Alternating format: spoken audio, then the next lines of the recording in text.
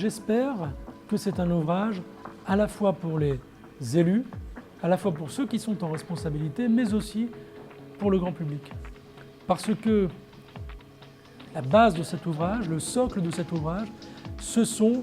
les vérités qu'on considère comme acquises, qu'on considère comme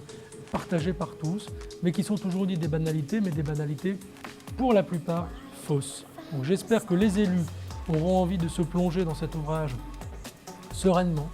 en se disant, eh bien, qu'en est-il de ces a priori, de ces ondines, de ces yakas et de ces faucons? Et j'espère aussi que le grand public aura envie d'aller voir de plus près, lui aussi, comment les chercheurs analysent ce qu'eux considèrent comme une réalité. Les chercheurs ont le preuve depuis des dizaines d'années. Simplement, dans ce pays, on nous explique depuis des années que nous aurions du retard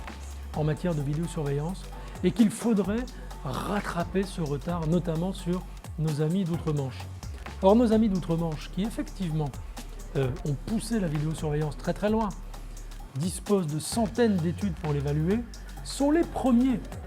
aujourd'hui à dire ce système de vidéosurveillance, 1, constitue un véritable fiasco, 2, est potentiellement très dangereux pour les libertés publiques. Lorsque on fait le bilan des capacités technologiques de surveillance, de suivi, de localisation,